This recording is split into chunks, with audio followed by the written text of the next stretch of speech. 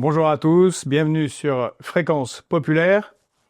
Vous voyez, c'est la première vidéo dans ce nouveau décor qui ne devrait pas changer.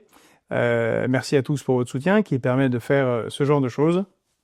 Désolé pour les dérangements des dernières semaines avec la nouvelle installation, mais voilà, nous sommes dans nos nouveaux locaux, dans une nouvelle ambiance, et je suis très content bien de recevoir Marc-Emmanuel Soriano. Tout à fait. Qu'on appelle Marc. Tout à fait, oui. Marc-Emmanuel, plus simplement, je l'ai pris en pseudonyme parce qu'il y a un Marc Soriano. Ça fait quasiment un roi d'Italie.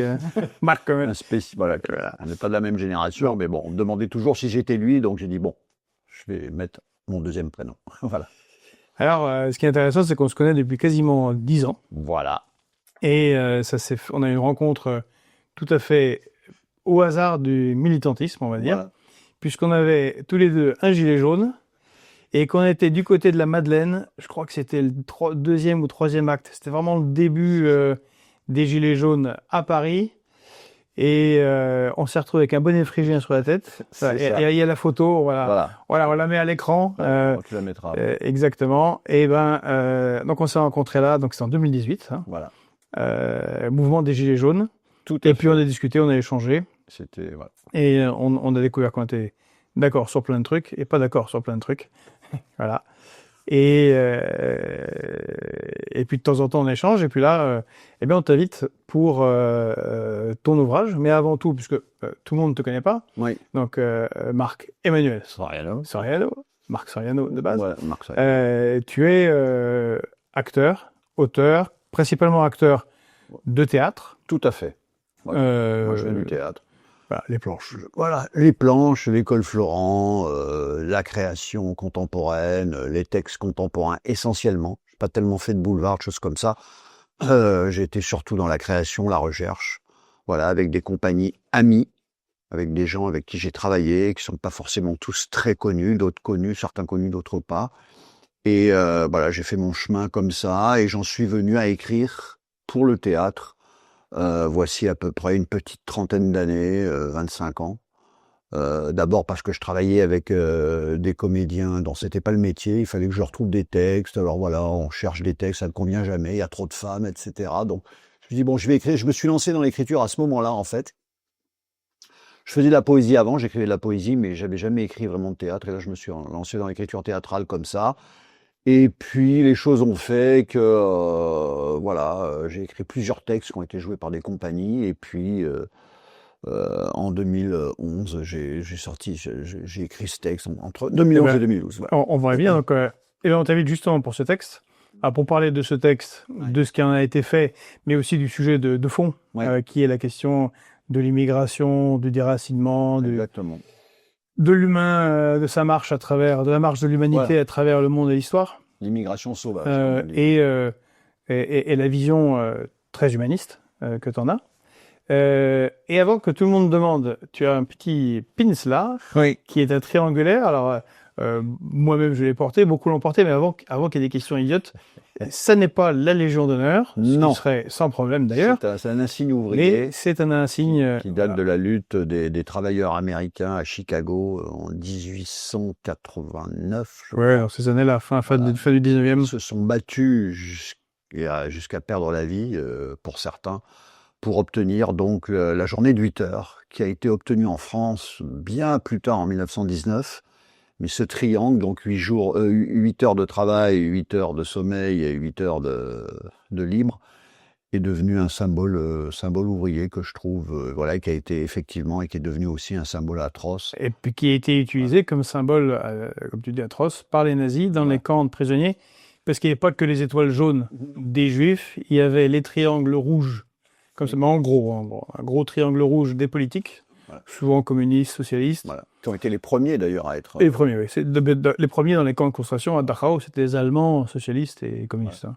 Et puis il y avait les triangles roses, ça c'était les gays, les triangles marrons, c'était les tziganes. Enfin bon, il y avait les triangles noirs, c'était les... Je crois que c'était les noirs, c'était les... Si je ne me trompe pas, c'était les repris de justice. Enfin, les vrais criminels qui, eux, servaient de capot souvent. Enfin, bon. D'accord. Bon, c'est une autre histoire. Voilà. Mais pourquoi tu portes ça ? puisque tu es aussi acteur-auteur engagé. Voilà. Tu n'es pas un citoyen neutre dans la cité. Tout à fait. Et entre soi, donc, eh bien, pour qui veut traverser, voilà, qu'on mettra aussi régulièrement à l'écran après notre interview. Donc, qui veut traverser le Parlement des forêts, comme tu as dit, tu l'as écrit en 2011, il est sorti en 2012, ouais. Donc ça fait quelques temps. Voilà. Alors, c'est un livre qui a très bien marché, ouais. Qui a été bien vendu, enfin, sûrement parce qu'il est intéressant. Surtout monté. Et puis monté, parce que comme tu me le disais, je connais des gens qui écrivent des pièces de théâtre, mais bon, vendre du théâtre, c'est dur, mais tu m'as répondu, oui, mais le théâtre, ça se joue. Ça se joue.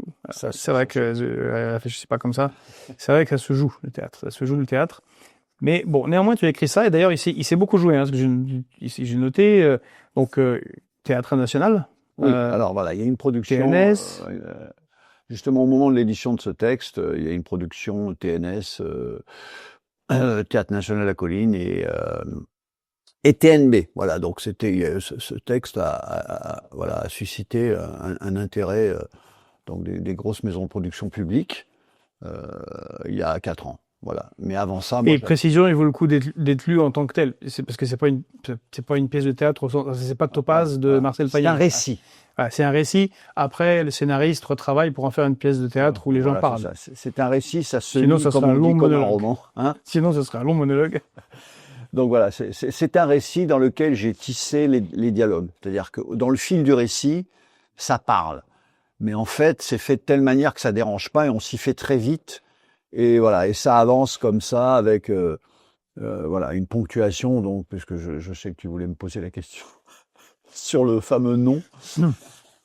Ah ben quand même toute une partie. Donc c'est divisé en 2 parties. Hein, mais qui veut traverser? Alors, j'ai même l'impression que le Parlement des forêts c'est plus important. Mais bon, tu vas nous expliquer. Parce qu'en fait, beaucoup plus long. Non, mais qui veut traverser, c'est un exercice. Puis parce que c'est le début de la marche. Ouais, c'est un texte de 50 pages à peu près, alors que l'autre est beaucoup plus long. Mais en fait, c'est assez simple. En fait, c'est une trilogie. Alors, une trilogie, ce que j'ai appelé la trilogie du départ. Donc, j'avais choisi dès le départ 3 décors, la mer, la forêt et la ville, qui sont pour moi donc les 3, les 3 décors de cette affaire de quitter son pays. On est confronté tôt ou tard à la mer, tôt ou tard à la forêt, et ensuite, quand on arrive, on se retrouve dans une ville, voilà, qui n'est pas la sienne. Voilà, en gros. Hein, Donc, les 2 volets qui sont là sont les 2 premiers volets de la trilogie. Le 3e est en cours depuis très mal de temps. Il n'est pas tout à fait terminé. Alors, je vais te poser une question embêtante tout de suite, parce que sinon c'est pas drôle. Oui. Parce que dans la trilogie, moi, il manquait un espace pour moi. Parce que moi, là où je suis un peu embêtant, c'est que je me demande si c'est pas dû à l'image qu'on a de l'immigré qui commence avec une barcasse, un canot gonflable moitié pourri dans la mer Méditerranée. Ouais. Mais moi, j'ai eu la chance, ou la malchance, d'être longtemps au Mali, dans le Sahel malien, à la frontière mauritanienne. Il y a le désert. Et en fait, pour beaucoup de migrants, d'immigrés, l'expérience peut-être la plus dure, c'est celle du désert. Celle du désert. En fait, parce que d'ailleurs, c'est amusant parce qu'on parlait de Mélenchon tout à l'heure, mais Mélenchon parle souvent, à juste titre, comme d'autres, des morts dans la Méditerranée. Mais en fait, il y a plus de morts dans le désert. Oui. Parce que c'est beaucoup plus long, c'est largement aussi violent. C'est beaucoup plus violent. C'est largement aussi, c'est même beaucoup plus violent. Et puis ceux qui viennent de l'Est, parce que j'étais en Afghanistan... c'est la montagne. C'est la montagne, mais après, c'est énorme du désert. Il y a ce gros désert en Iran, là. Il y a plein de missiles qui partent de là-bas, parce que c'est... Bien sûr. À l'est de l'Iran, oui. Eux, ils ont quasiment jamais de mer. Et donc, il y avait le désert. Je me disais, tout à fait. Le désert aurait pu être... Mais cela dit, dans un qui veut traverser, le désert n'est pas absent. Il en est question. Pas à mort, mais il en est un peu question. Ouais. Je me reviens en tête le détail de la bouteille d'eau à $100 que j'ai pris c'est un détail vrai. C'est-à-dire que quand vous traversez le désert, vous avez des types qui vous demandent une bouteille d'eau $100. Et si tu n'as pas $100, tu meurs. Ça coûte cher d'émigrer. Ah, ça coûte très, très, très cher. C'est un marché, en fait. L'immigration, enfin, c'est vraiment structuré comme un marché, mais un marché, quand je dis un marché, c'est Mais justement, Énorme, ce détail que tu donnes Ouais. nous permet c'est pas un livre qui suit une trame narrative avec un personnage ou un groupe de Non. personnages, c'est plutôt une réflexion universaliste, mais où tout est sourcé et réel. Tout est C'est-à-dire qu'il y a sourcé. des exemples concrets. C'est pas juste une réflexion sur Voilà. l'immigration. Voilà. Pour Voilà. faire Il y a un ça, moment, il y a une bouteille qui coûte 100 €. Il y a Voilà. J'ai lu énormément de choses, beaucoup de documents, que ce soit, enfin, voilà, il y a des journalistes de terrain, Fabrizio Gatti, qui avait fait Bilal, euh, en 2000, je crois que c'était en 2010. Fabrizio Gatti, Smaïn Lacher, etc., qui ont écrit Trafiquant d'hommes. Enfin, il y a plein de journalistes qui ont fait un super boulot plus récemment, enfin un peu plus récent. Aïdé Sabéran, qui écrivait à Libération, qui a écrit un texte sur la migrérance en Europe, etc. Donc je me suis baigné là-dedans, etc. Plus des documents qu'on trouve plus difficilement sur des sites qui s'appellent Migre Europe, sur des sites qui investissent vraiment, qui sont la CIMAD. Alors la CIMAD, c'est plus la rétention qu'autre chose, mais il y a beaucoup de chroniques, de récits, etc. Et on fouille là-dedans et on cherche et on découvre un monde, en fait, qui est complètement, complètement différent de ce comment on nous le présente le plus souvent. Voilà. Mais la manière dont tu le présentes est particulière, parce que c'est une pièce, c'est du théâtre. Oui. Je sais pas si c'est très fréquent. Je suis pas spécialiste, donc. D'accord. L'immigrant, les immigrés, on en parle, on en fait des documentaires, il y a des livres, il y a des romans. Ouais. Mais théâtre, j'ai pas l'impression que ce soit trop. Ça Et existe. puis pourquoi tu as choisi, toi, de faire comme ça? Parce que c'est ton métier ou il y a une autre raison? Cette question-là, ce thème-là? Non, pas le thème, la forme, la manière d'en parler, le style et le côté qui est mis en pièce de théâtre. D'accord.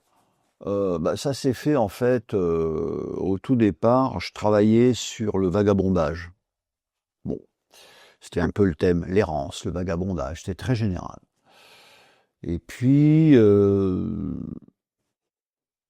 exemple d'errance et de vagabondage contemporain à l'époque, c'était, j'ai pensé à ceux qui quittent leur foyer qui quittent leur chez eux pour partir, qui mettent leur vie en jeu, parce que c'est ça, hein, c'est rien d'autre. Hein. Il faut déjà mettre sa vie en jeu, c'est beaucoup d'argent et en plus des risques absolument colossaux. Donc j'ai pensé à ça et j'ai commencé à écrire sur un bout de papier un scénario possible. Je dis bon alors, il y en a un. Prenons l'exemple d'un gars qui veut traverser. Il rencontre quelqu'un. Non, ça va pas. Alors j'ai écrit les noms. Non, pas ça. Plutôt ça. Ah non, non, ça va pas non plus. Plutôt ça. Non, en fait, la réalité était ça. Donc, je mettais sur le papier, mais voilà, les circonvolutions de la création. Et puis en fait, au bout d'un moment, je me suis rendu compte que ça crée du rythme. Et je l'ai gardé, cet aspect-là de biffer, de vouloir biffer la proposition d'avant. Et en fait, je me suis rendu compte surtout qu'en fait, à force de le faire, tu biffais plus rien du tout, que en fait, ça avançait. Et que, en fait, on peut très bien avancer un récit en disant non, mais ce que j'ai écrit avant, non, c'est pas ça, c'est autre chose. Mais en fait, ça reste. Et puis, au bout d'un moment, c'est devenu une parole comme ça qui s'est créée comme ça. Et puis, alors c'est sûr que dans l'histoire là de Un qui veut traverser, il y a 3 embarcations différentes, mais tout est entremêlé. Le lecteur se perd un peu au début, puis il accepte. Et puis il accepte plein d'autres choses, l'anonymat des personnages qui n'existent pas, c'est que des individus. C'est une multitude. En fait, ce que je voulais, c'était essayer de raconter finalement la multitude. La multitude, le fait que voilà, c'est pas quelqu'un avec une biographie précise qui part d'un endroit précis parce qu'il a vécu ceci, parce que son père machin, parce que sa mère. Ça m'intéressait pas ça. Moi, ce qui m'intéressait, c'était le processus humain, l'aspect très concret de qu'est-ce qui se passe quand je prends cette décision, qu'est-ce qui m'emmène. Et quiconque la prenne, il se passera ça de toute façon. Il y a une espèce de d'engrenage. Voilà. Alors, avant de passer Ouais. au cœur du sujet, qui Ouais. est le pourquoi est-ce que les gens partent et le vivent, sur le style, donc effectivement, on a régulièrement dans les paragraphes euh, nom, sans majuscule, virgule, ressortant de l'eau, visage aspiré par la lumière, tel qu'on imagine les âmes regardant les cieux, puis plus loin, nom. Ouais. Voilà. Et c'est des enchaînements de noms. Oui. Et j'ai noté aussi, alors c'est une bizarrerie peut-être moderne, il y a une majuscule au début du livre, et y a pas, t'es pas copain avec les points. Non. Non, t'aimes pas les points. Non. Parce que t'as l'impression que c'est une frontière. Une frontière des mots. Parce que là, les phrases s'enchaînent avec beaucoup de virgules, donc c'est très très long. Ouais. Mais évidemment, Non, j'aime pas les points. Non, mais j'aime pas les points. Non, mais là, en l'occurrence, sur ce livre-là, j'aime oui, pas. non, voilà. J'aime pas les points au sens où, en fait, Bon, moi, je le ressentais comme c'est un mouvement continu. C'est quelque chose qui ne s'arrête pas. C'est un peu, bon, un peu comme le ressac.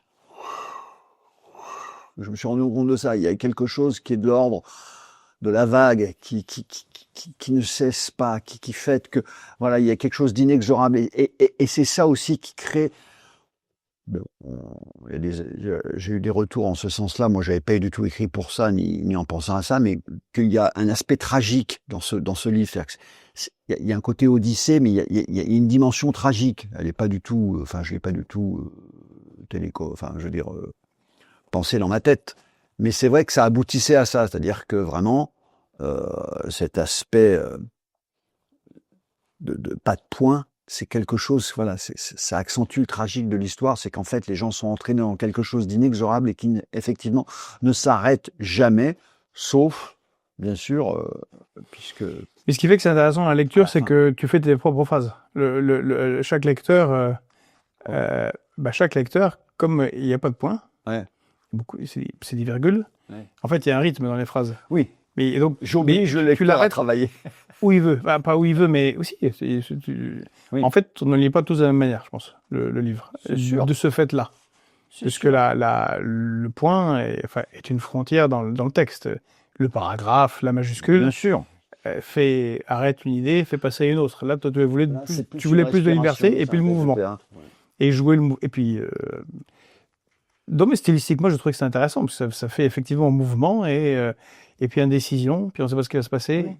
Et à partir du moment où on accepte le jeu, assez rapidement, on s'y fait. Au début, ça peut heurter les premières lignes, on dit oula, un peu. Bon, je ne vais pas me comparer à lui, bien sûr, mais un peu comme quand on lit les longues phrases de Proust. Au début, on se dit oh, c'est insupportable. Et puis en fait, on rentre dans le rythme de Proust, et puis voilà. Mais bon, je ne suis pas Proust. Attention, attention. Ah, je trouve que c'est même différent. C'est-à-dire que c'est intéressant de choisir soi-même en te lisant où on met la respiration. Ouais. Parce que même chez Proust, il impose quand même la respiration, même si les phrases sont longues. Oui, c'est vrai. C'est pas le lecteur qui décide. Ouais. Et il travaille très très bien la phrase longue, mais là, toi, tu dis, c'est libre. En fait, c'est libre. Et moi, j'ai vraiment interprété. Alors, peut-être que je suis interprète, encore une fois, mais il n'y a pas de frontière. Non. Le pas de point, pas de frontière. Pas de frontière, pas mal. C'est aussi une des conséquences, tout à fait. C'est comme l'anonymat des personnages, c'est aussi lié au thème. Donc là, t'as des personnages, mais ils n'ont pas d'identité fixée, Non. comme on a dit, tamponnés, mais ça incarne une figure universelle du migrant, de l'émigré, Ouais. qui quitte son pays, qui quitte un quelque part. Moi, j'essaye d'éviter ce mot, je peux le dire, un migrant, mais je ne l'aime pas. Migrant. Je dis exilé, ouais. Ah. Non, c'est pour ça que moi j'ai dit, en fait, non plus, j'aime pas migrant. J'aime pas. Et j'aime bien émigrer et immigrer. Ça oui. Ça dit. Mais les migrants. Migrant, c'est le pâté moderne. J'aime pas ce mot-là pour plein de raisons, parce que finalement, ça les essentialise. Ah, t'es quoi? T'es un migrant? Ouais, d'accord. En fait, non. Voilà, c'est des gens qui ont choisi l'exil, qui voilà. Quand un type, je sais pas moi, qui vient des États-Unis pour bosser, je sais pas, dans une boîte en France, chez Ikea, on dit pas c'est un migrant. On dit c'est un expatrié. Et pourquoi on dirait pas expatrié? Parce qu'il est payé par le multinational. C'est ça.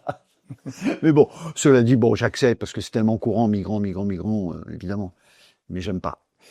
Et toi, tu préfères exilé, donc? Pourquoi? Parce que Exilé. Exilé.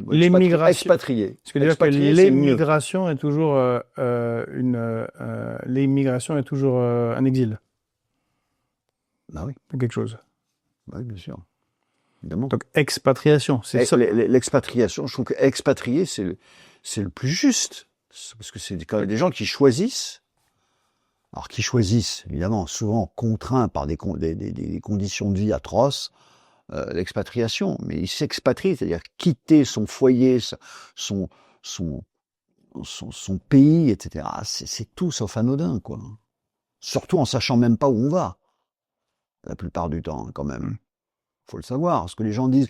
Souvent, on nous vend le truc, on a l'impression un peu, quand on écoute les médias, que la plupart des exilés, ils se réunissent, ils disent, bon, où est-ce que je pourrais aller? Tiens, on pourrait aller là. Ils se font un espèce de plan de voyage. Non, c'est très, très rare que ça se passe comme ça. Ils peuvent avoir des connaissances, bien sûr.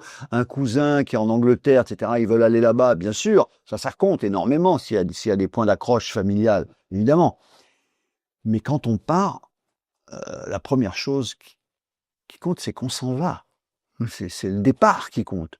La destination, elle peut être plus ou moins précise, mais c'est quand même très flou. Hein. Donc Et puis ça peut changer. Et puis la durée du voyage aussi. Excuse-moi. Non, ça t'en mettra. C'est moi qui m'excuse. Ça t'en mettra peut-être plus tard, mais donc expatrié, on est bien d'accord, c'est quelqu'un qui est sorti de sa patrie. Oui. Donc il y a des patries. Donc il y a des patries. Ben, oui. Et donc il y a des différences, il y a des frontières. C'est une patrie, c'est une frontière. Oui, bien sûr. D'accord. Mais ça, ah non, mais ça, alors ça, par contre, moi, ça ne me pose aucun problème, ça. Ce qui me pose problème, c'est que les gens se retrouvent dans des conditions telles qu'ils soient obligés de... Voilà. Alors, bien sûr, il y a plein de... C'est une question politique. Est-ce que pas qui t'explique que non, en fait, ils sont victimes, ils sont, oui, un peu les proies des trafiquants d'hommes qui les attirent, etc., etc. On leur raconte des trucs, l'Eldorado, etc. Là-dessus, moi, je freine des cas de fer sur cette idée-là. Il y a certainement des cas. Peut-être qu'il y a des gens qui se font avoir. Mais je pense vraiment que ça, c'est pas comme ça que ça marche. Tu crois pas qu'il y a des déceptions? Ah si. Genre des gens qui partent parce qu'il faut partir, parce que on sait pas. Soit c'est la menace. Alors, bon, quand c'est la menace de la guerre. Pour avoir mieux et qui ont pire, bien sûr. Alors, quand c'est la menace de la guerre, j'allais dire, bon, t'es toujours mieux parce que t'as pas la guerre. Donc, même si t'es pas bien matériellement, au moins, t'as plus de bombes qui tombent sur le coin du nez. Mais pour ceux qui partent pour vivre mieux, il y a la déception quand même. Souvent, surtout en ce moment. Déception, et pire que ça, parfois d'autres types de violences. C'est beaucoup plus, voilà. Ça, c'est bien sûr. Non, mais bien sûr qu'il y en a qui doivent. Mais c'est ce qui fait le tragique de cette affaire, c'est-à-dire que chez eux, c'est voilà, ils n'ont pas le choix, ou alors on les oblige, parce qu'il y a plein de façons de partir, hein, plein. Il y a des réunions de famille qui demandent aux jeunes, bon écoute, voilà, on a réuni une cagnotte, si tu veux qu'on... Enfin, tu vois, ça existe aussi, ces démarches très familiales, parce on s'en sort plus, ils s'imaginent que, voilà, que là-bas, tu vas pouvoir... Tu as fait des études, tu as des diplômes, voilà, bon, tu peux pas avoir de visa, mais on est d'accord. Ça, il y a des désignations aussi, dans les multiples façons de partir, ça se décline, hein. Il y a beaucoup de... Il y a voilà, ceux qui se font exproprier, évidemment. Il y a beaucoup d'agriculteurs, choses comme ça, qui se font exproprier par Total ou par... C'est intéressant parce qu'un ancien copain, pas copain toujours, ancien militaire plutôt, toujours copain, me disait que il m'avait dit comme ça, bon, les gens s'en foutent parce qu'une personne qui meurt, bon, c'est un chiffre, elle est morte. Mais non seulement elle est morte, mais dans certains cas, comme celui que tu indiques, quand c'est la personne qui est envoyée par un groupe, une communauté, en raclant les fonds de tiroir, ouais. Souvent sa mort, ça entraîne pas la mort immédiate, mais des catastrophes en amont, chez ceux qui ont financé le départ, parce que l'investissement est parti en fumée. Une communauté qui prend des risques. Alors, une famille, une famille, un clan, qui prend des risques considérables.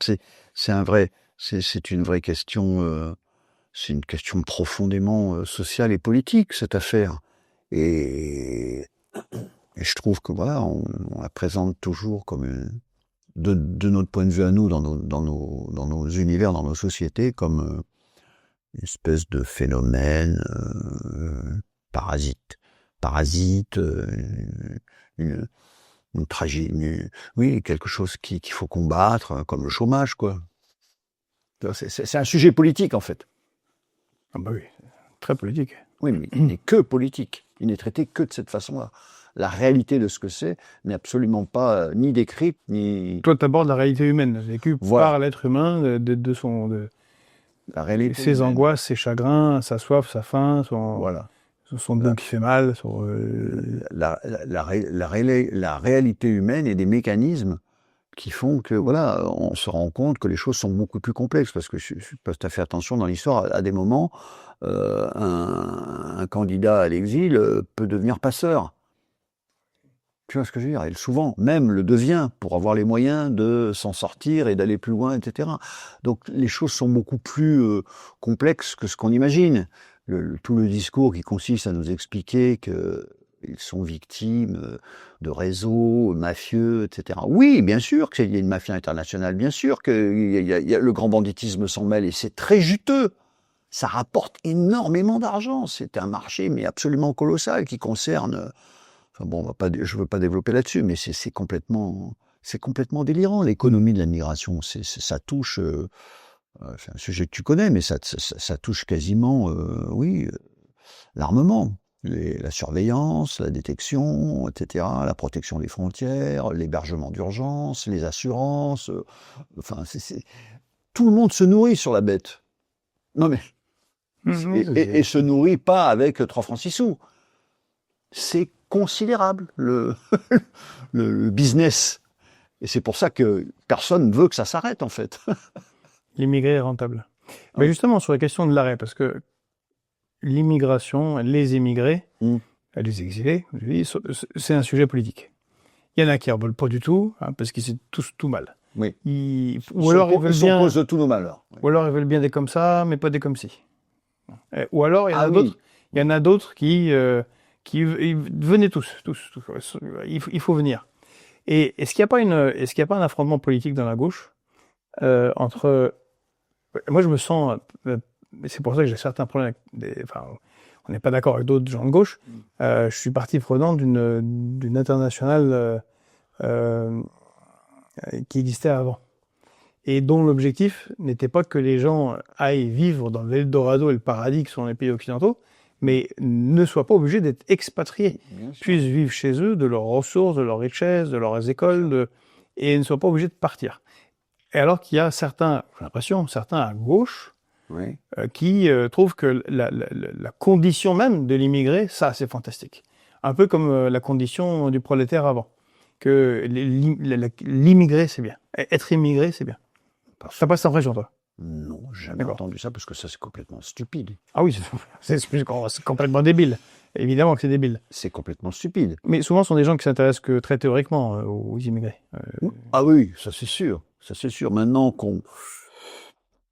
en même temps, l'argument qui consiste à dire il faudrait quand même plutôt qu'ils s'occupent, eux, à développer leur pays pour pas qu'ils partent, je trouve cet argument un petit peu violent et un petit peu aussi stupide. C'est-à-dire que, tu sais, on l'entend ça aussi. Bah écoute, déjà, avant de vouloir aller te barrer, fais en sorte que ton pays soit prospère, occupe-toi du développement de ton pays. Monte une boîte, je sais pas quoi. Enfin, on entend ça, hein. Bien sûr que ça c'est... Mais ça, je veux dire, non, c'est pas du tout comme ça que ça, c'est pas du tout. Alors, on l'entend peut-être un peu plus pour ceux qui sont vraiment diplômés, parce que tu as dit, en fait, souvent, c'est l'Institut d'études des migrations qui montre que, en fait, les immigrés sont souvent diplômés, plus que moins diplômés. Et pas pauvres. En tout cas, et pas nécessairement, en tout cas, comparé à leurs compatriotes sur place. Peut-être qu'ils sont plus pauvres que, je parle, le Suédois. Oui, voilà. dans leur société de départ, Soit, bon alors, ils recueillent plein de moyens, soit effectivement, ils sont déjà dans une tranche et un peu de moyens. Excuse-moi. Non, et donc le reproche, enfin, pouvait être fait à ceux qui, même si c'est pas un reproche personnel, parce que chacun fait ce qu'il veut de sa vie, bon, mais de celui qui est formé comme médecin au Togo ou ingénieur, je sais pas, en Éthiopie, bah, c'est sympa. Et il a un bonus pour la France ou la Suède, mais il a un malus pour le pays qu'il a formé. Ouais, Et ça fait un médecin en moins, un ingénieur en moins. Mais ça, c'est vrai, l'argument est bon, ça, on peut l'admettre, mais sauf que ça concerne l'immigration légale. C'est-à-dire que, en général, les médecins qui se retrouvent à l'hôpital en France, etc., on leur donne un visa. Donc eux, ils se barrent. Alors c'est une autre immigration. Et là, effectivement, on peut se poser la question. Je suis assez d'accord de dire, bah attends, on te donne un visa, d'accord, mais occupe-toi peut-être quand même avec ton, surtout la médecine, avec le serment d'Hippocrate, etc., de faire le bien là où tu vis. Ça, c'est un argument qui est complètement recevable. Non, moi, je parlais de celui qui est vraiment forcé. Ceux qui, voilà, qui partent sans visa, qui sont dans des situations qu'on nous présente souvent à l'extrême droite, comme je me souviens, même pas d'ailleurs à l'extrême droite, on dit toujours l'extrême droite.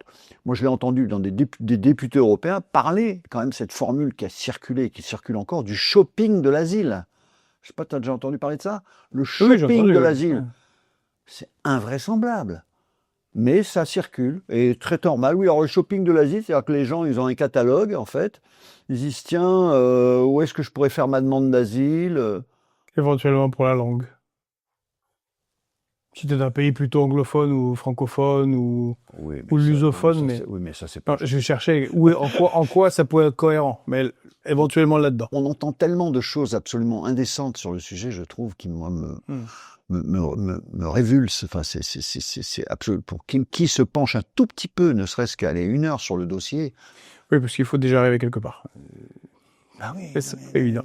Voilà. Et justement, parce que moi, j'ai beaucoup aimé aussi le Parlement des forêts. Et parce que c'est pas que qui peut traverser, c'est le Parlement des forêts. Alors je sais pas pourquoi tu as choisi de faire le texte le plus court en plus gros et le plus long parce que peut-être c'est celui-là qui parle, qui est peut-être celui-là il est. Ça c'est l'éditeur, hein, moi c'est pas moi. Ah c'est l'éditeur. Parce qu'il a édité un qui veut traverser et je lui ai dit ouais mais là j'ai fini le second volet, vous pouvez peut-être l'éditer aussi parce que sinon ça va faire un tout petit volume. Alors ils ont mis le deuxième et du coup voilà c'est pour ça. Okay. Ce qu'il y en a un c'est tout cet aspect humain dont tu parles. Et qui est non seulement touchant mais utile.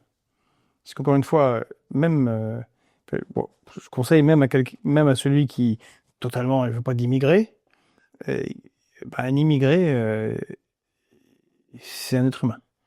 Comme celui qui est ici, comme celui qui est riche, comme celui qui est pauvre. Et quand on a mal, quand on a une peine, on est toujours humain. Et donc c'est intéressant, ne serait-ce que pour sa propre humanité, de se plonger dans cet exercice, dans ce travail que tu as fait l'effet, c'est mets-toi un peu dans les bottes tout à fait, les babouches, les sandales ou les pieds nus d'ailleurs, c'est ce que j'ai fait. De celui qui émigre. Oui. Et ça cet effet. Même si tu veux pas d'immigrer, au moins. Oui. Tout à fait. Dans le Parlement des forêts, si la chose est différente, c'est que le Parlement des forêts, ce qui m'a intéressé, moi, c'est que j'ai lu des choses là-dessus, notamment dans une forêt marocaine au-dessus de Nador. Donc là, ce sont tes 3 grands espaces, l'eau, la mer, la forêt, la ville où on arrive. Voilà. Et à Nador, je crois que c'est plus valable maintenant, mais c'est construit donc dans cette attente interminable, vraiment à traverser dans la forêt où ils se réfugient pour se cacher, etc. Toute une organisation politique qui fait que, c'est un peu la fin. Justement, c'est ça. Pour ça, j'ai appelé ça le Parlement des forêts, parce que si vous voulez, dans des conditions de violence extrême, ce qui m'intéressait, c'est de voir comment des communautés humaines fabriquent du politique pour s'en sortir. Pour résister à l'oppression, ils sont obligés de s'organiser entre eux et de fabriquer des organisations politiques qui tiennent la route dans ces conditions-là. C'est une reconstruction collective, en fait. Voilà. Spontanée, avec des gens qui viennent d'un peu partout. partout. Très organisée et violente. Hein. C'est pas des bisounours. Hein. C'est pas, on n'est pas là. Oui, il y a quasiment un État, en fait. Oui, on se prend pas par la main et t'es gentil, machin. C'est pas ça. Déjà, faut payer, etc. Il y a plein de trucs. Et puis après, c'est extrêmement hiérarchisé. Les gens ont des fonctions. Les présidences sont tournantes. Enfin, c'est tout un. Il y a des ministres de ceci. Et puis, quand tu es ministre, il s'agit pas que tu t'en occupes. Je trouvais que c'est une vision de la politique et de la gouvernance absolument passionnante, quoi. C'est-à-dire que là, les gens ont une mission et ils la tiennent. Tu vois ce que je veux dire? Bien sûr. C'est une question de vie ou de mort, en fait. Tout simplement. D'ailleurs, comme tout pouvoir. Tout pouvoir, normalement, c'est le pouvoir de vie ou de mort. Est-ce que cet exilé dont toi tu parles, est-ce que son parcours de vie, pour toi, c'est aussi une réflexion sur l'empreinte écologique de l'homme sur la nature, sur la Terre? Alors là, j'ai absolument pas pensé à ça. Non, je préfère être honnête avec toi, je vais pas essayer de faire... C'est drôle parce que c'est l'impression que ça donne. Une sorte d'usage de la planète de celui qui va, de celui qui le refuse, D'accord. Non, mais Gaïa a mal, en fait, quand elle le voit, et ces fourmis que nous sommes... J'ai pas. Non, mais tu vois, le lecteur, comme quoi, tu vois, tu prouves que le lecteur, finalement, refabrique ce que tu écris. Et c'est ça qui est formidable, je trouve, en littérature. Non, mais en vrai, je vais pas faire le malin, dire oui, j'avais totalement pensé, oui, tout à fait, tu as raison, l'écologie. Non, pas du tout. Non, pas du tout, j'ai pas pensé à ça, pas du tout. Voilà. Est-ce que tu critiques la bureaucratie et l'État moderne? Est-ce que tu critiques la bureaucratie et l'État moderne à travers cette figure de l'exilé? Ah bah oui, de facto, puisque effectivement, alors là, les rouages, comment dire, bureaucratiques autour de l'immigration sont totalement catastrophiques. Ce qu'on inflige à ces personnes en fonction, par rapport à ce qu'elles vivent, est absolument atroce. C'est-à-dire que déjà, ils sont dans la main des mafias, mais en plus, là, on vient de le voir avec cette loi qui vient d'être votée au niveau européen, les tracasseries administratives, enfin les tracasseries, c'est pas le mot, les bureaucraties sont absolument inhumaines. Les font attendre. Dublin, les dispositions de Dublin, ce qu'on appelle les Dublinés, je pense que tu vois ce que c'est, ceux qui sont en attente d'exil, en attente de demande d'asile et qui les obligent à, normalement, quand on est Dubliné, c'est-à-dire qu'on doit demander l'asile dans le pays d'entrée dans lequel on est rentré dans l'espace Schengen. Enfin, ce genre des trucs épouvantables auxquels ils sont soumis, et c'est abominable. Oui.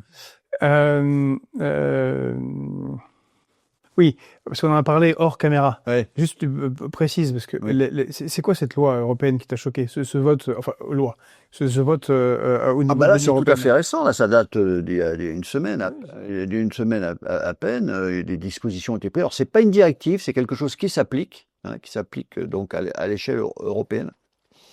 Ah ben c'est une loi très simple qui durcit déjà énormément les conditions de rétention, qui allonge la durée à 30 mois, 2 ans et demi. Ça peut aller jusqu'à 30 mois. Et en plus, ce qui n'était pas le cas avant, ça englobe les familles et les mineurs isolés. C'est-à-dire que, voilà un élément. Sinon, cette disposition, qu'est-ce qu'elle fait? Elle permet aussi des perquisitions, ce qui n'était pas le cas avant, sur les lieux de travail pour aller chercher les gens. Si vous voulez, on autorise, enfin, la police, on augmente les pouvoirs de police, si vous voulez, pour appréhender les gens. Donc, si vous voulez, la criminalisation de l'immigration monte d'un cran par quasiment tous les 6 mois, quoi. C'est-à-dire que c'est plus des exilés, ce sont des criminels, ce sont des délinquants. Donc cette loi-là, alors je vais pas regarder dans le détail, enfin là je vous cite ce qu'il y a de plus saillant, mais il y a encore d'autres conditions. Enfin ça devient voilà. Et puis oui, si. Quand même le truc important, c'est qu'il y a 2 pays. Alors je sais plus lesquels. Je crois que dans les 2, il y a le Rwanda qui est souvent candidat à ça. Oui, le Rwanda. Oui. Il y a le Rwanda. Je sais plus quel est le deuxième. qui ont signé les accords, moyennant finance bien sûr, et pays dans lesquels les, comment dirais-je, ceux qui sont sujets donc à des obligations de quitter le territoire et qui doivent être réadmis chez eux, mais qui ne le sont pas pour X raisons, parce que si, parce que là, etc., ne reviennent pas. On a trouvé la solution, on les envoie systématiquement donc dans un pays tiers, en l'occurrence le Rwanda. Donc vous êtes immigré, je sais pas, moi, pakistanais, malien, etc. Vous vous retrouvez au Rwanda. Voilà, c'est extraordinaire. Toujours exilé, donc. Hein? Toujours exilé. Oui, alors là, mais de force, dans un pays, etc., pour faire ta demande d'asile. Mais tout ça, c'est évidemment de l'expulsion déguisée. La demande d'asile n'était pas... Le droit, de toute façon, est bafoué. C'est ça aussi, c'est que le droit est bafoué. Et effectivement, la solution... enfin, moi, c'est pas à moi de donner des solutions, c'est un problème extrêmement délicat. Mais en tout cas, ce qui se passe là est tout à fait... Enfin, en plus, c'est inutile. Non seulement c'est inhumain, mais ça ne produit aucun effet. Parce que, tout simplement, je veux dire, c'est comme le chômage ou des questions de ce type, c'est une donnée de l'économie, en l'occurrence européenne, mais bon, le marché migratoire, ça fait partie, c'est une donnée économique structurée, c'est structuré, ça fait tourner l'économie à plein de niveaux, non seulement pour ceux qui se nourrissent de l'immigration, mais aussi pour tous ceux qui bénéficient des conséquences de ce problème-là, les entreprises qui on a parlé tout à l'heure, qui embauchent à moindre frais, etc. Enfin, c'est un business. Enfin, je veux dire, c'est un business. C'est une donnée économique. Voilà. C'est une donnée économique. Point barre. Qui est largement structurée, qui est là. Et voilà, comme le chômage. Bon, pour faire simple, tu trouves que là, ils font une nouvelle loi, alors je ne sais pas comment elle sera appliquée, parce qu'au niveau européen, c'est un peu compliqué à mettre en œuvre partout, mais une loi de durcissement des conditions pour les immigrés, et toi, tu le prends du côté humain, tu dis, allez, pour faire simple, arrêtez de les faire chier. Ouais, regardez ce qui se... Mais on a ils sont là, c'est comme ça, et puis de toute façon, voilà, c'est une évolution, et vivons avec plutôt que d'essayer de canaliser les trucs qui vont être canalisés. Mais c'est qu'on va pas avoir le choix. C'est que les études démographiques sont absolument limpides sur ce sujet. Je veux dire, il y a des scénarios qui ont été faits dans les années 90. Là, j'ai un exemplaire de la revue Esprit qui date de décembre 2003. Je vous recommande, hein, qui est sur l'Europe face aux migrations. Je vous recommande l'étude qui a été faite par des gens très sérieux qui envisagent plusieurs scénarios sur une durée de 50 ans. Je veux dire, il est clair que l'immigration est un besoin absolu. Mais ceux qui ont écrit ça disent bien aussi que ça ne réglera absolument jamais le problème de vieillissement des populations européennes. Ça, de toute façon, l'immigration ne réglera pas ça. Mais que l'immigration est une nécessité économique. Parce que le rapport, ce qu'on appelle le RSP, le rapport social de production, c'est-à-dire le rapport entre les gens en âge de travailler et le rapport et les gens et la population qui ne peut plus travailler après 64 ans, je ne sais pas quel âge, va devenir catastrophique dans énormément de pays, en plus du problème du fait que les populations vont commencer à baisser. Donc de toute façon, l'immigration, ce ne sera plus une option. Hein, ils envisagent plusieurs scénarios, mais dans tous les cas, et en France, on est les mieux lotis dans ces études-là. Hein. Alors, ouais. Sur cet argument qui est fondé, que tu évoques, qu'est-ce que toi tu dis à ceux qui disent OK? Qui disent quoi? À ce que tu dis, mais ce sont des expatriés, ouais. Ils sont sortis d'une patrie, ouais. Et ils sont inpatriés. Ouais. Dans ma patrie, ta patrie. Ils viennent là. Est-ce que après, parce que tu es là sur la raison de pourquoi est-ce que les choses se font et que c'est comme ça, c'est un phénomène voilà, sociologique international, point à la ligne. Tu as ceux qui disent OK, mais il faut que les gens qui y arrivent s'intègrent en France en s'assimilant. Il faut qu'ils deviennent, peut-être pas la première, mais la deuxième, troisième, il faut qu'ils soient français. On les accueille, mais il faut qu'ils soient français. Pas qu'ils fassent une république togolaise, une république serbe, une république russe, une république machin, chinoise, au milieu de la France, Ah non, parce que mais sinon les ça va choses sont foutre très- en, non, ça mais va les partir choses en pour vrille. moi sont très claires parce que tout ce que je t'explique-là ne veut pas dire que je ne pense pas que tout ça pose des problèmes. Évidemment que ça pose des problèmes. Évidemment que les gens arrivent avec une autre culture. Évidemment qu'il y a des chocs. Évidemment qu'on crée des ghettos, qu'on crée des choses, etc. Et que il y a tout un tas de problèmes derrière qui sont à régler et qu'on règle souvent assez mal parce que justement on fait de la ségrégation territoriale, parce que etc. Parce que Parce qu'il n'y a pas assez de boulot. plus le boulot qui manque, plus la récupération politique qui en est faite en disant dès qu'il y a, bon, on le voit bien hein, avec ce qui se passe. Enfin non, là c'est pas un immigré, heureusement, c'est pas comme en Angleterre, là c'est un Indien qui a tué un autre. Dès qu'il y a un problème, un fait divers tragique qui touche quelqu'un qui n'est pas de nationalité française, ça y est. Voilà, c'est parce que on aurait dû le renvoyer, etc. Je sais pas ce que tu en penses de cette question-là. Est-ce que tu trouves bon, petite parenthèse, toi. Oui. C'est toi qui me poses la question? Oui, je te pose une question. Ping-pong. Non, mais quand tu veux. Hein. Vas-y, Non, mais parce que- il y a pas Non, de mais problème, je te on est pose cette libre. question parce que je me faisais la réflexion en venant. Je me suis dit, moi, je pense ça, mais c'est vrai que j'ai l'impression d'être tout seul. Alors, je veux savoir. Après, c'est quoi? Sur le fait que quand un étranger commet un acte délictueux ou criminel, on le renvoie chez lui. Qu'est-ce que tu penses de ça? Chez lui, dans son pays d'origine, si on sait lequel c'est. Oui. Moi, je pense que c'est normal. Et parce que j'ai réfléchi à la question comme toi, Ah bon? et je me suis imaginé, il y a une crise sévère, climatique, militaire, peu importe, en France, et on doit partir. Moi, je suis français, moitié yougoslave, je suis chrétien vaguement, et j'ai ma civilisation. Je traîne ma civilisation occidentale avec moi, dans mon sac, dans mon baluchon d'immigrés. D'accord. Donc je vais quelque part, je sais pas, j'arrive dans la richissime République d'Afghanistan. Parce que les choses ont changé et ils m'accueillent. D'accord. Et bien je me dis que le premier truc à faire, parce que eux ils m'accueillent, ils me sortent de ma condition de errant qui risque de crever comme à tout bout de champ. Ils m'accueillent et ils m'aident. Ils me disent, bon, tu vas vivre là. Ben, le premier truc que je me dis, c'est que je vais respecter leurs lois. Et si je fais un crime chez eux, ils sont légitimement le droit de me dire, bon écoute, Jean-Jean, t'es sympa, mais tu fais pas de crime. Donc on te ramène dans ton truc là-bas. T'as qu'à aller faire des crimes chez les gens chez qui tu viens. Là, tu prends l'Afghanistan. Non, mais j'aurais pu prendre la Turquie, le Japon, la Chine. La Chine, ça. Bon, je sais pas s'ils accepteront un jour des immigrés, mais vu la richesse, vu la puissance du truc, vu l'effondrement d'autres économies, ce serait pas complètement délirant d'imaginer qu'un jour il y a des gens qui se disent bon, je préfère aller à Shanghai parce qu'il y a du boulot et il y a de la richesse, alors que chez nous ça part en vrille. Mais bon voilà, c'était dans ce sens-là. D'accord, non, mais posais la question comprends ce que tu dis. Mais dans ce cas-là, tu es puni, tu as commis un acte délictueux sur le sol où tu étais, tu es puni selon les lois de là où tu as commis une infraction, tu es puni. Il faut rajouter l'expulsion.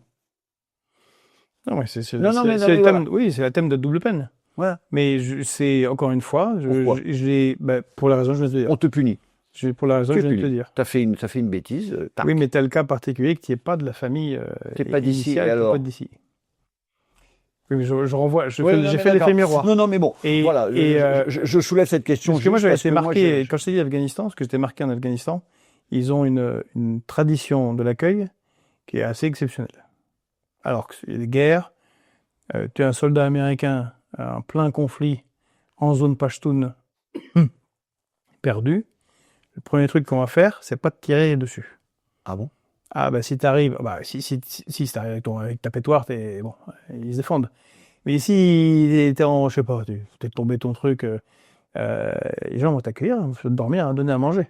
Peut-être ils te diront, après t'as un jour d'avance ou 2 jours d'avance. Mais il y a un accueil.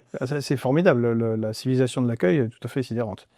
Mais ça veut pas dire qu'ils t'acceptent totalement et ils peuvent te dire, écoute, là, t'as fait des trucs pas comme on voulait chez nous, va-t'en. Et reviens pas trop. Non, mais bien sûr, mais on discute, mais voilà. Je vais réfléchir à la question. Oui. Le bouquin est sorti en 2012. Donc, tu l'as écrit juste avant la crise migratoire. Je l'ai écrit en 2012, sorti en 2022. Oui, mais tu l'as écrit en 2012. Voilà, tout à fait. Et il y a une interprétation, de toute façon. Il y a eu une interprétation. Oui, ça a été joué. Oui, publié en 2022, mais joué avant. Oui, ça a été Donc, toute la réflexion qui est dedans, elle est antérieure à la grosse crise migratoire de 2015, guerre de Syrie, tout Voilà, ça. c'est ça. Depuis, il y en a eu une autre. Comment toi tu vois l'évolution entre le moment où tu as écrit et maintenant? Parce que c'est passé quand même 14 ans. C'est beaucoup. 14 ans. Est-ce que tu as l'impression qu'il y a une évolution C'est quoi l'évolution des débats européens et français pour toi sur l'immigration? Est-ce que c'est pire, moins pire? Comment tu le vois? Les débats. Le phénomène, oui. Alors, le phénomène, bon, il s'est ni amplifié ni réduit, c'est stabilisé, avec des pics. Hein. Bon, alors évidemment, en 2015, ça a été à cause de Merkel, parce qu'elle a ouvert les vannes. Voilà. Et ça a été quelque chose. Ce que j'observe qui a beaucoup changé, c'est que moi, quand je l'ai écrit, c'était quand même une immigration masculine solitaire. Et c'est vrai que depuis, c'est devenu familial. C'est un vrai changement, ça. Ah ouais. Ouais. Les jeunes, les familles, bon, il y avait des mineurs. C'est un regroupement familial ou pour d'autres Non, mais carrément des familles qui se barrent. Ouais. Et c'est pour ça d'ailleurs que la loi là, vient de se durcir actuellement. Pourquoi ils ont étendu aux familles, aux enfants, c'est parce que le phénomène devient complètement délirant. C'est plus voilà. Donc bon, le phénomène a changé de ce côté-là. Ça, c'est une certitude sur le plan machin. Et puis alors après, pour ce qui est de comment nous enfin, je veux dire. Alors pour revenir aussi au processus de migration, ça a beaucoup évolué. Ça a beaucoup évolué depuis l'effondrement de la Libye quand même. Hein. L'effondrement de la Libye, ça a été une véritable catastrophe. Merci Sarko. Absolument abominable, ça a eu des conséquences, tu sais, moi, c'est atroce dans tout le Sahel, etc. Mais moi, j'ai eu des gens en face de moi à l'occasion de la sortie du film que je te recommande, qui s'appelle Le Chant des migrants. Hein, vraiment, je te conseille. Ça a été, peut-être tu l'as vu. Ça a été fait par une femme qui a travaillé sur l'accueil d'exilés le chant des vivants, hein, d'exilés qui sont accueillis et pris en charge.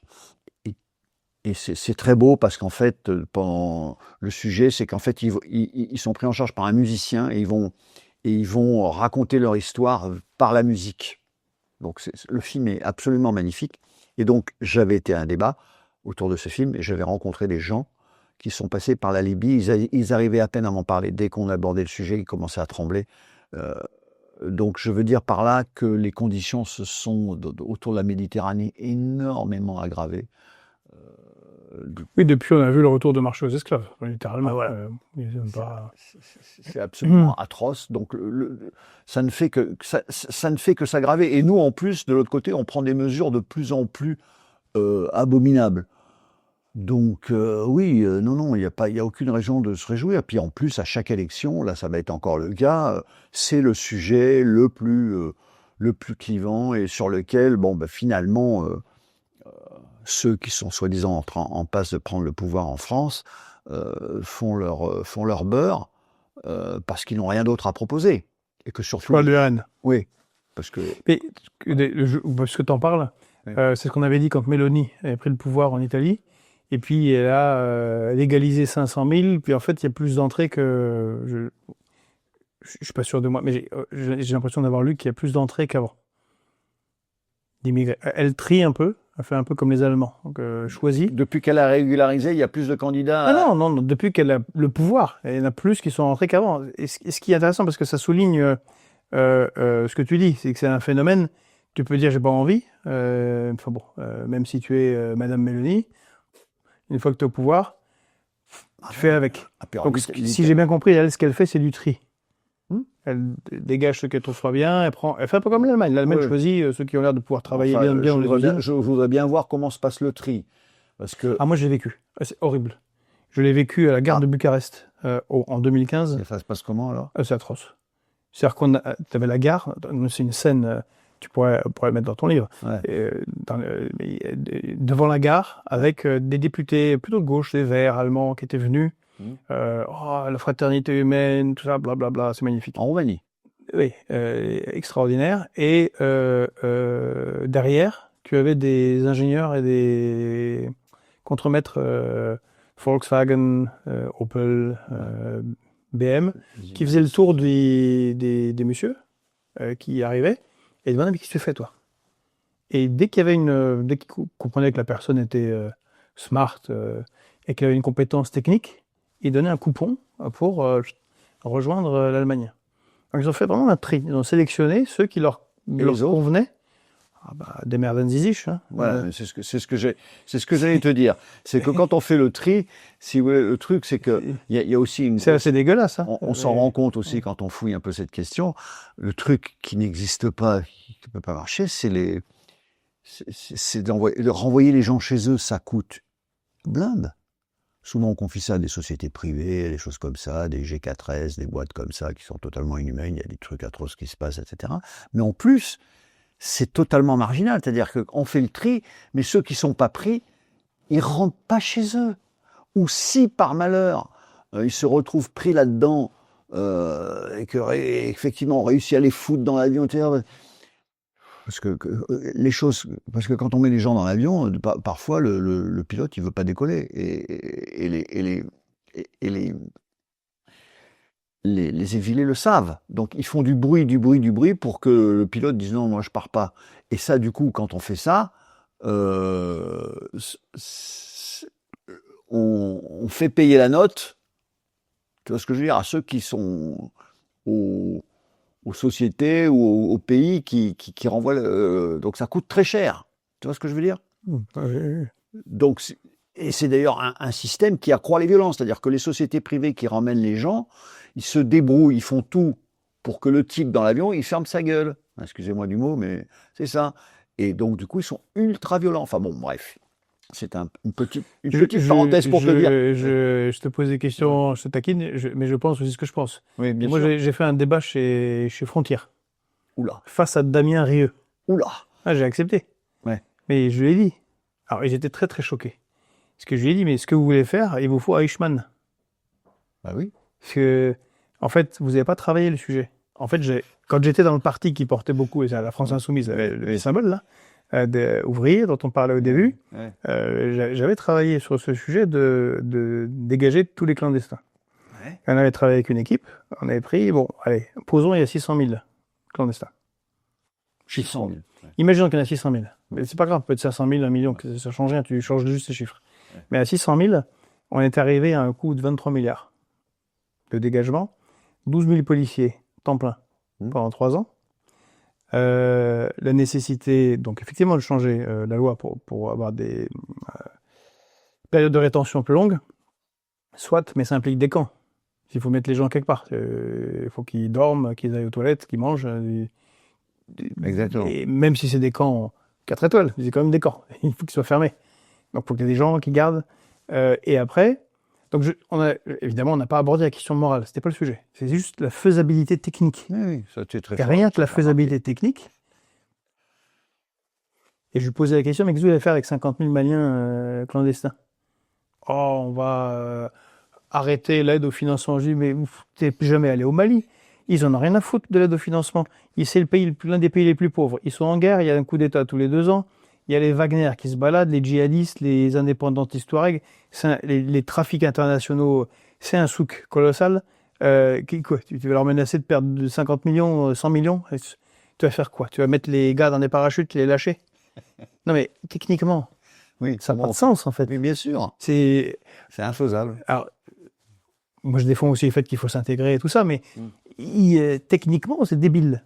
Tu peux pas en envoyer un ou deux, et comme tu l'as décrit, c'est très compliqué parce que ça gueule. Enfin bon. C'est de la violence et c'est beaucoup d'argent. C'est pour ça que je pense qu'il faut le faire que pour ceux qui font des crimes dans ton pays et en accord avec le pays d'accueil. Voilà. Et un peu en échange humain. Et maintenant, bon, je connais 2 ou 3 cas de gens qui sont au QTF parce que pas parce qu'ils ont fait un crime, mais parce que ils bossaient et qu'ils n'avaient pas le papier au moment où, bon. Et c'est les juges qui la renvoient dans la rue en disant on va trouver un arrangement. Et qui restent au QTF comme ça à l'infini. Et c'est la question que je voulais te poser. Parce ils que ont des recours. Tu sais que le QTF, tu as un recours. Non, mais il y a plein de recours. Tu as tellement de recours que de toute façon, tu ne fais pas de QTF. Mais ce qui m'a paru un peu bizarre, et je voulais avoir ton avis, c'est que pour avoir un peu étudié la question, j'ai l'impression que c'est une fois passé toute la dureté humaine du voyage. C'est pas si dur de rentrer en Europe. Par contre, être légalisé, alors là, tu peux te brosser. Et en fait, il y a comme une fois qu'on a posé le pied en Europe, tu veux dire c'est pas si dur.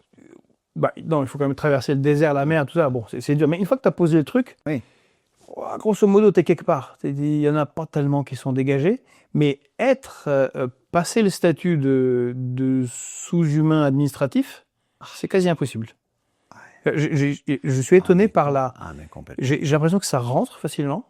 Mais après, on te maintient toujours sous gibier. Donc il y a des gens qui sont 8 fois gibier et déchets. T'as le oui, pour travailler. T'es d'abord un gibier et quand t'arrives, t'es un déchet. Oui, pour travailler quand même. Parce que j'ai des gens, j'en connais un, il est 4 fois, 5 fois au QTF. Il travaille tout le temps. Il est sur des chantiers, il bosse bien, mais il est au QTF. Et 4 fois, on l'a dit, ok, reste là, on va trouver une solution.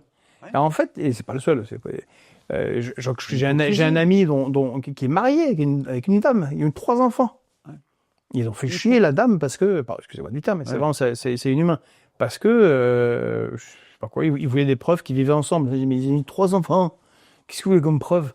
Non mais, tu te dis, mais ils ne l'embêtent pas pour autant. Ils ne la mettent pas dans un avion pour l'envoyer dans son pays d'origine.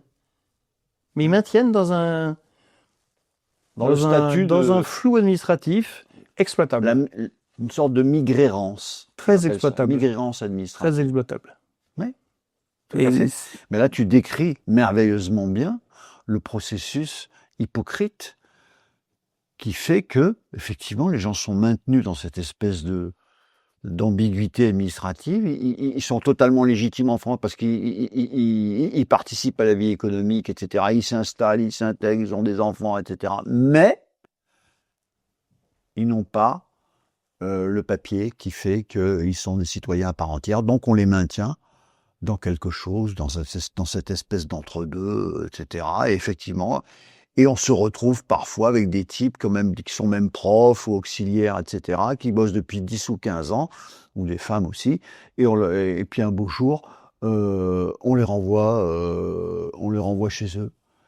Mais tout... Oui, mais il y a régulièrement, ça ressort. Et c'est de toute façon, ça c'est vraiment de la politique. C'est-à-dire que ça n'a que d'intérêt politique pour ceux qui prennent ce genre de mesures. C'est uniquement, c'est de la fumée. Voilà, mais ça ne. Ouais, c'est de la fumée, ça dépend parce que tu as. Non, mais c'est de la fumée, c'est-à-dire que ça ne règle rien. La personne, elle, en prend plein la figure. Et on sait très bien que, dans le pire des cas, si on arrive à la renvoyer chez elle, elle repartira par à la première occasion. Donc, je veux dire que tout ça, c'est... Mais encore une fois, j'insiste là-dessus, je ne veux pas dire pour autant que la présence des exilés en France ne pose pas de problème. Bien sûr que ça pose des problèmes, mais comme... Voilà, bien sûr que c'est mal géré, que l'accueil n'est pas fait, etc., qu'il y a beaucoup de choses qui sont pas prises en charge, qu'on le délègue beaucoup ça au secteur privé. C'est ça qui se passe aussi quand même. Énormément.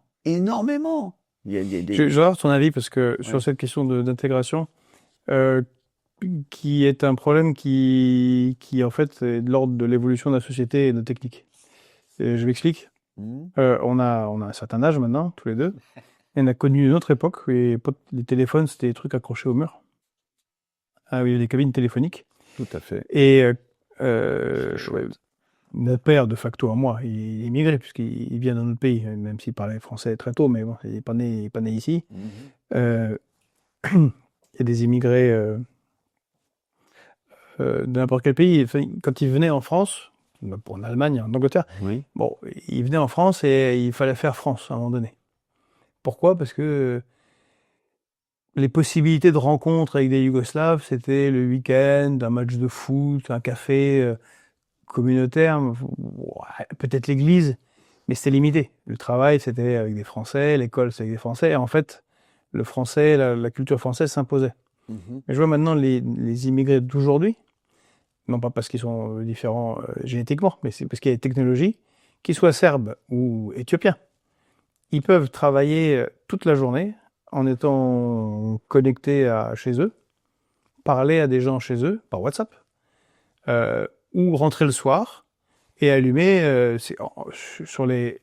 C'est Pink TV. Et Pink TV, tu as 7 ou 8 chaînes serbes, et ils vivent en Serbie. Enfin, ils sont là, mais la tête est encore là-bas. Et en fait, c'est une sorte de vortex spatio-temporel qui se crée, qui sont exilés, mais pas vraiment exilés. C'est-à-dire qu'ils amènent virtuellement un peu de leur patrie. Ils vivent dans une bulle. Mais des résultats, ils peuvent pas s'intégrer, parce que si tu regardes que des chansons en serbe, bah bon... Tu parles pas la langue, déjà. Tu parles la langue, t'es pas dans le truc, t'es pas dans le machin, puis...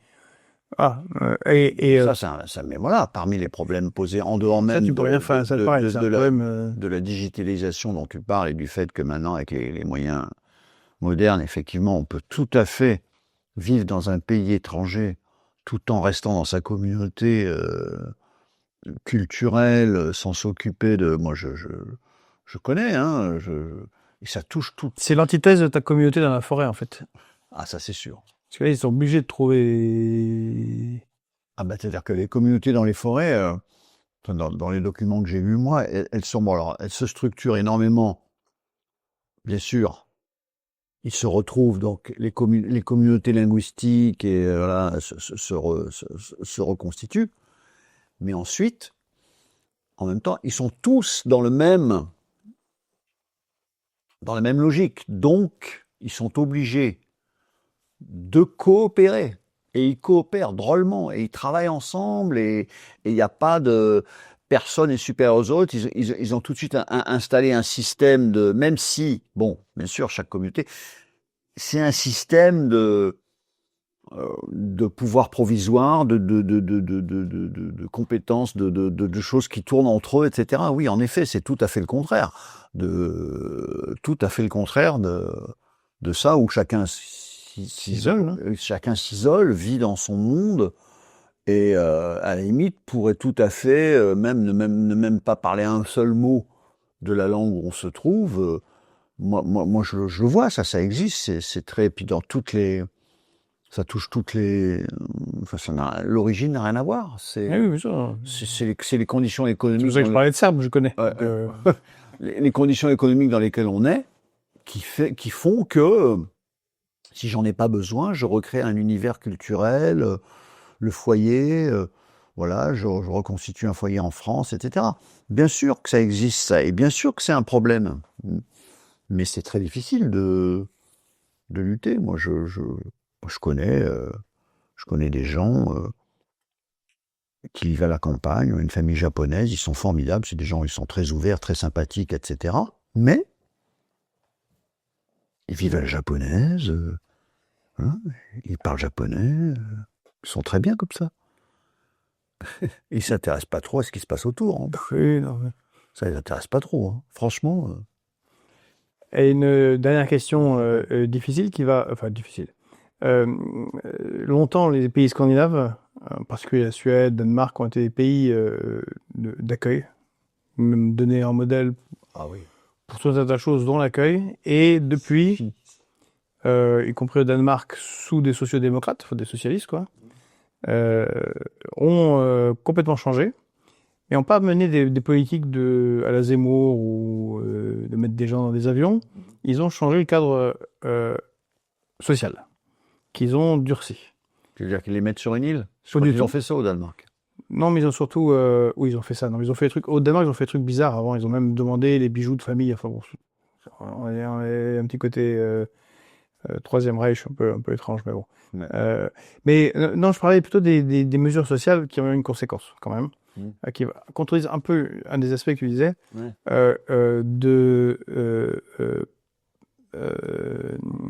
limiter considérablement l'accès à l'aide sociale du Danemark ou de la Suède, en disant, en fait, t'as pas un logement pour ta famille, t'auras un logement si tu peux le soutenir par un travail.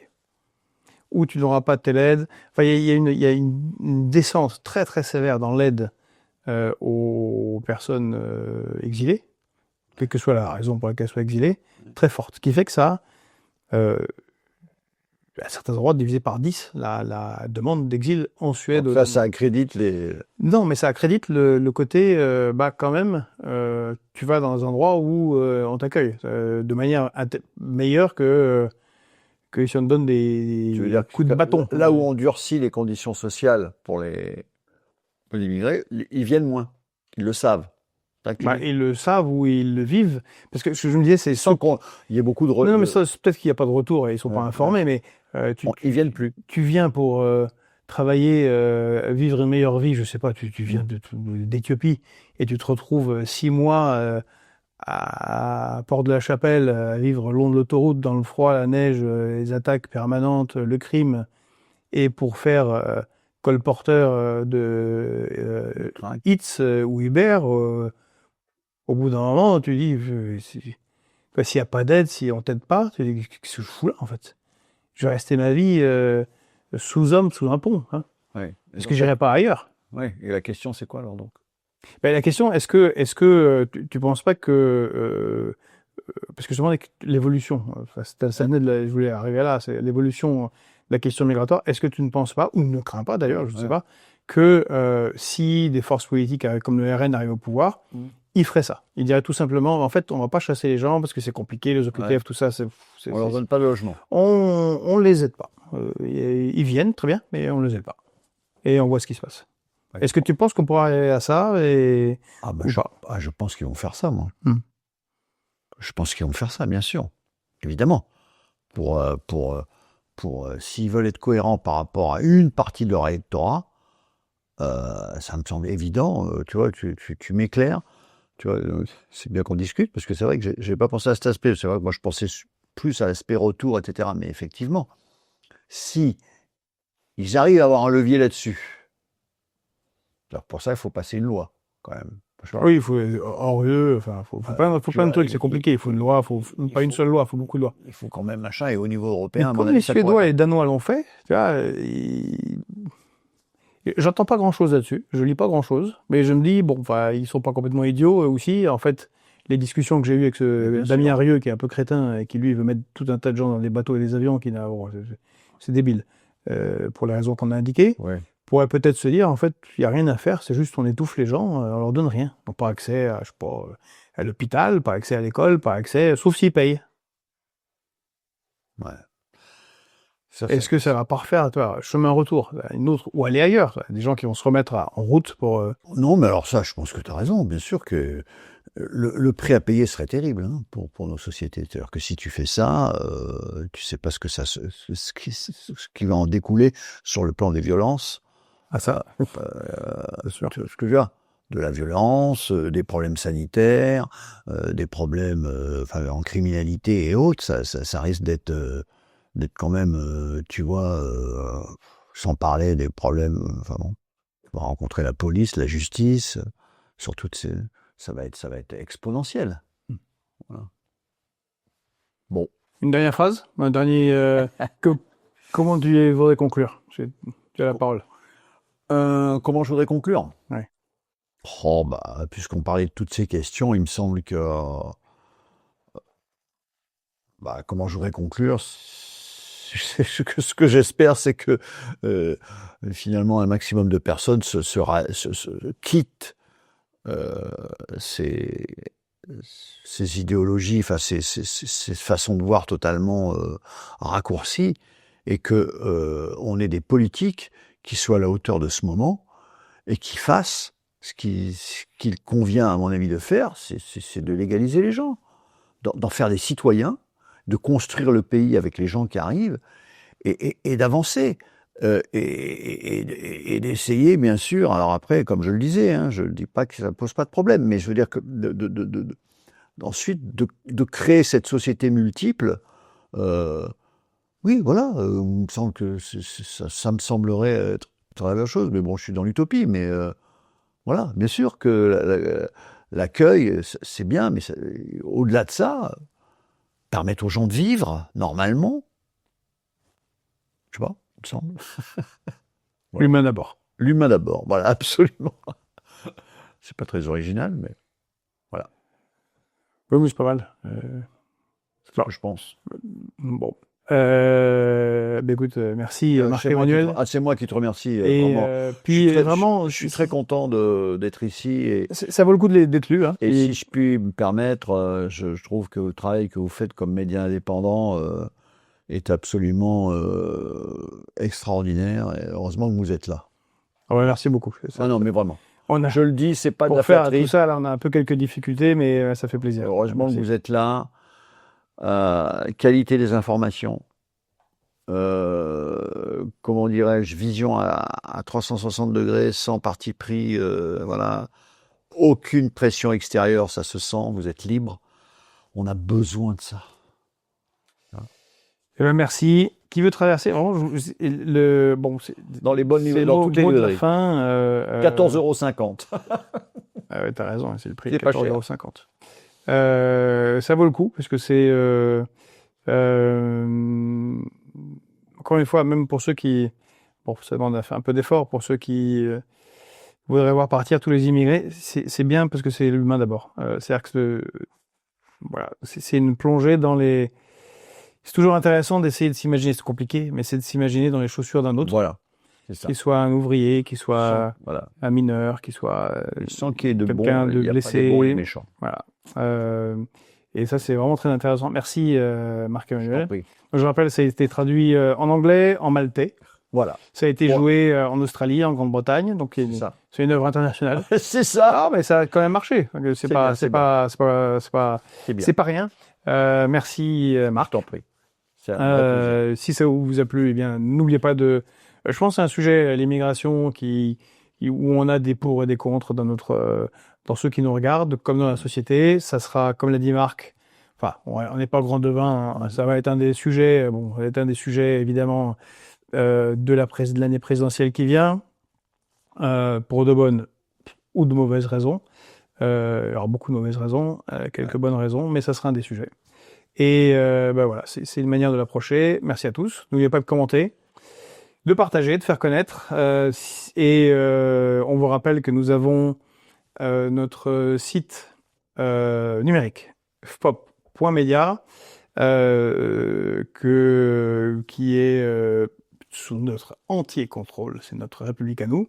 Donc il n'y a pas de publicité, c'est gratuit. Il suffit juste de renseigner un email. C'est notre modèle. Pour ceux qui peuvent nous aider, vous pourrez prendre un abonnement. Abonnez-vous. À 2 € par mois, 10, 20 pour ceux qui ont les moyens. Vous pouvez faire un don sur la page Stripe ou Tipeee. Ça, c'est pour ceux qui payent l'impôt sur le revenu. C'est exonéré à 66%. C'est pas le cas de tout le monde. Le portail numérique, c'est des articles. C'est des gens qui... il y a Emmanuel Todd, Jacques Sapir. Donc, il y a des articles longs, moins longs. Il y a des dépêches aussi. Et je vous dis ça aujourd'hui parce que ça tombe bien. J'ai fait un papier aujourd'hui où on se parle sur la révolte populaire en Albanie contre le projet immobilier de Trump et d'Ivanka Trump et de Jared Kushner, son mari, conseiller de Donald Trump, qui ont décidé de mettre leur griffe sur l'Albanie et la puissance financière transnationale sur un petit pays à qui on promet beaucoup, dont l'entrée dans l'UE, qui sert de pont et de filtrage immigration, c'est pour ça que j'en parle. On lui fait avaler beaucoup de choses, avec un petit peu de corruption pour huiler quand même. Sinon ça passe pas. Mais le peuple albanais se soulève.